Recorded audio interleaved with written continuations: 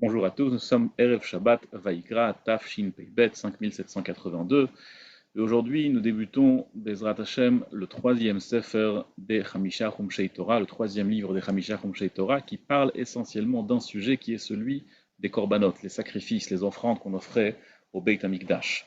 Alors on va essayer un petit peu, un tant soit peu, de comprendre ce sujet des korbanot qui est un sujet pas évident à comprendre et plus on va comprendre qu'on ne connaît rien et qu'on ne comprend rien, et on va quand même juste essayer d'expliquer quelques chitotes, quelques avis sur le sujet des korbanot.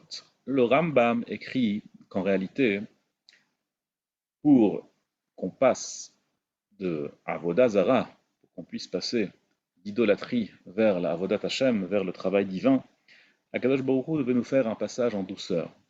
Or, l'essentiel de la Avodah Zara, l'essentiel de l'idolâtrie, c'était des offrandes.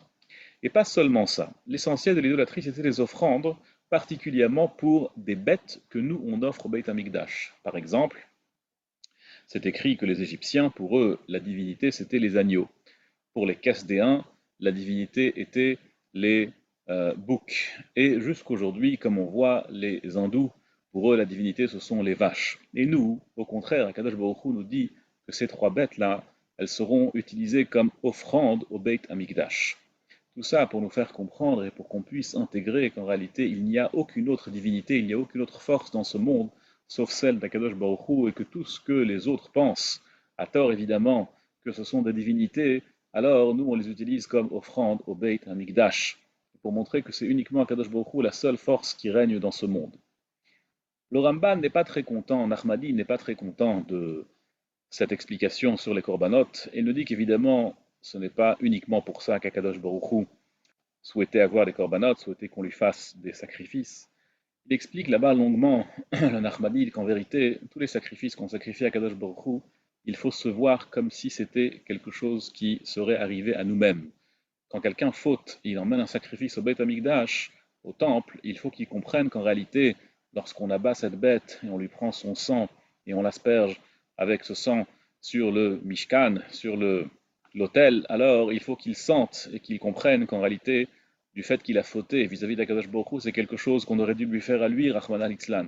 Mais Akadosh Baruch Hu, dans sa grande bonté, nous a permis de calquer cette faute, cette punition qu'il devait recevoir, et de la donner à une simple bête.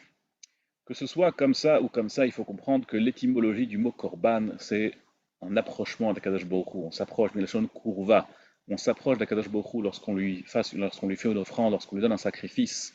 Et ça, c'est l'essentiel du travail du korban, de s'approcher d'Akadosh Baruch Hu. Aujourd'hui, pour l'instant, nous n'avons pas encore le temple, Bezrat Hashem, il viendra très très bientôt. Alors, la Gemara nous explique que ce qui remplace aujourd'hui le temple, c'est la tfila. Retze Hashem Elokeinu ba'avodat Beit Israël. On demande à Kadosh Baruch Hu qu'il accepte notre avodah, notre travail. Le travail, à l'époque, c'était l'essentiel. Quand on disait travail, ça signifiait la avodat ha-korbanot, le travail des sacrifices. Aujourd'hui, c'est quoi le travail? Le travail, c'est la tfila. La prière, aujourd'hui, remplace tous les korbanot tant que le Beit HaMikdash n'est pas construit. Il sera construit très prochainement, Bezrat Hashem, encore cette année, encore avant Purim. Et il faut savoir qu'aujourd'hui, c'est notre force, notre possibilité de pouvoir s'approcher d'Akadosh Baruch Hu, de pouvoir expier toutes nos fautes et de pouvoir éliminer toutes nos punitions. Yiratzon Bezrat Hashem, qu'Akadosh Baruch Hu reçoit toutes nos prières comme il se doit et qu'il construise le Beit HaMikdash très prochainement. Kol Tuv et Shabbat Shalom.